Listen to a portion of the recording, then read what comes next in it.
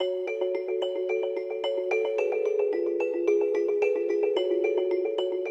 name is Devon Stapleton. My artist name is Guilda. I'm currently 27 years old, about to be 28 in June. And I am from the beautiful island of St. Martin. See, at the age of 15, I got into music. My father was in a calypso band.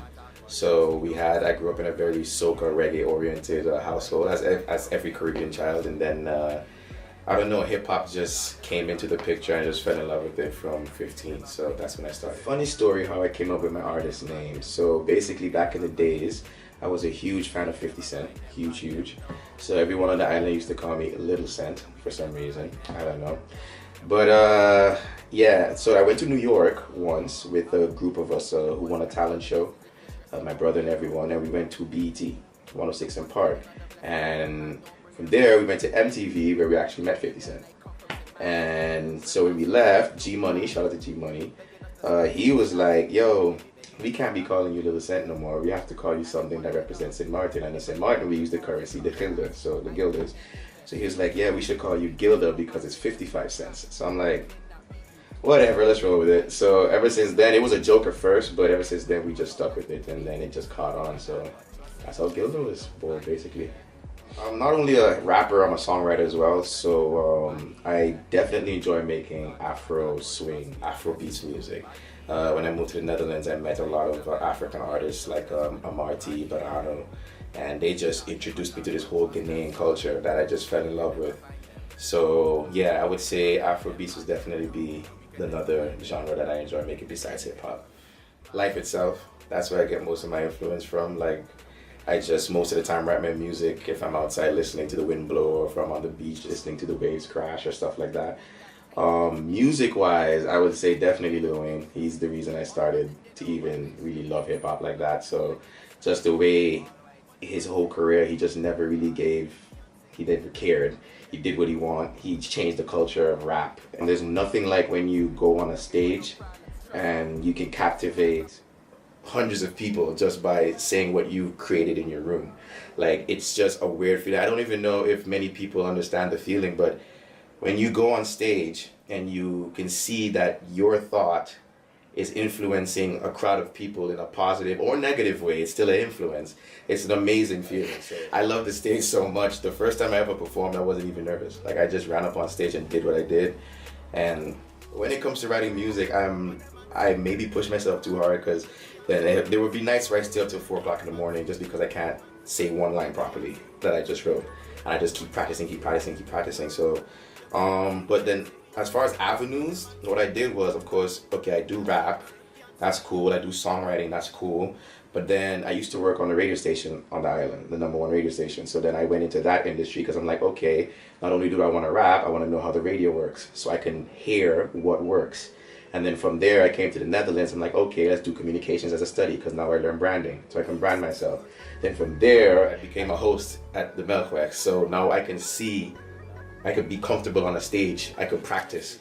So that's how I just developed. I just go into different industries and just use it as a tool to develop my own craft. So which song I feel is the best song and why that I've released? Definitely Find Them. Definitely the latest song that I've done, because it's just me. That was the song that had no pressure behind it. It's basically, the beat is from like a UK vibe, and I went into the studio and they encouraged me to actually use my island accent on it, whereas most of the times they'll be like, no, don't use your accent because people wouldn't understand what you're saying. But when I did it, it just came out so amazing, and to hear it in the clubs in Encore and Vince Khadunchis and all these places, and to see people actually like, oh, this is cool. So I think that's the one that's the best song I've done, just because of personal enjoyment. All the festivals that I wanted to do, I've done it. And so I would say the only thing I want to do now is actually headline the festival, or be big enough to where they have my name in a bigger font, not the small little ones at the bottom where you can't even see it. So yeah, that'll be it. That's definitely the goal, definitely. I don't know about any other genres, but definitely in hip hop, it's become less about talent and more about sound. So now it's like, no one even cares what you say. It's like you could say the most amazing rhyme scheme ever. Or I think in other genres it's the same. You could say the deepest thing, but it's like, okay, but it doesn't sound good. Everyone just wants to just feel good with the sound. So that's the biggest change and shift in the music. It's just moved more from content to more of sound and just quick, how fast you can get it. And because of the phones and the Spotify's and the titles and the iTunes, music has become so accessible and fast that it forces the artist to have to keep making stuff quick. I'm used to it being all about skill and content. So I think it's just, you have to find a balance to, you have to find a way to adjust and balance being cool enough and sticking to who you are. So it really just depends on the artist. I mean, it's not really the industry. I would want people to change so people could like content again. You know, because if you think about it, in hip hop, for example, right? The only rappers we accept that actually speaks a message is who? Drake, J. Cole, Kendrick. And then of course if you go a little bit underground, you got the Action Bronsons, the J-Rocks. But on a more global scale, it's more about the and all that dancing stuff, which is cool. I have no problem with it, but yeah, I just wish people would appreciate the time it takes for a rapper to come up with a ridiculous rhyme. My creative process comes from the beat, right? So I always say the producer is my best friend. So I need to hear a beat that hits me in such a way that in 10 seconds, the first 10 seconds of the song, I need to have an idea. Because again, I've never done Afro swing music, right? And the producer, shout out to N64, he basically lived in the UK for a while. So he absorbed the culture. And one night I came in the studio and he was just playing like the shell of it. So basically just the kicks and stuff. And I'm listening to it. I'm like, okay. Then I start mumbling, we can never find them. We can never find. He's like, yo, take your phone out, record that. I was like, all right, cool, bet, boom. Did that. But then again, to make a song in my full accent and be comfortable with it. And then still not cheapen the sound of the UK. Because I don't want people in the UK to hear and be like, who is this waste man stealing our music, right?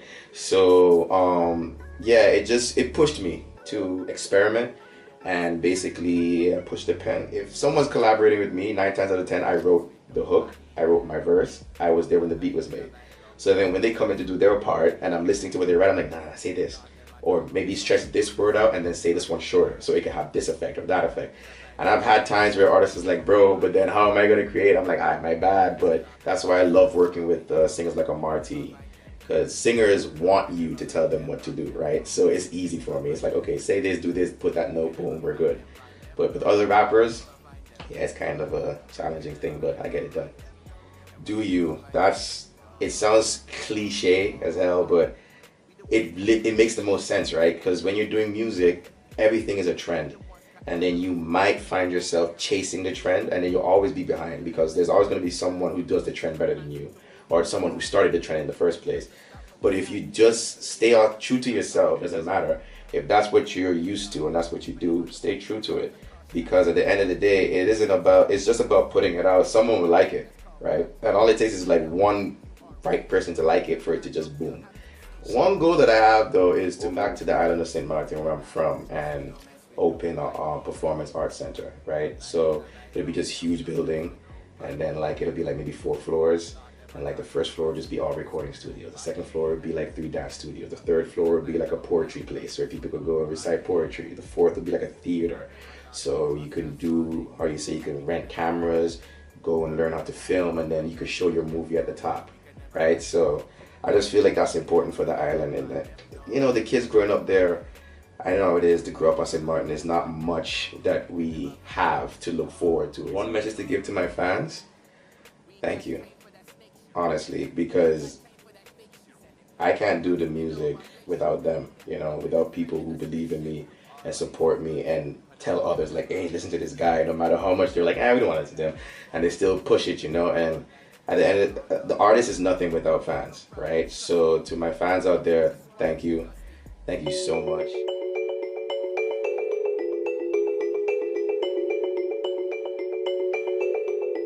Ayo 64.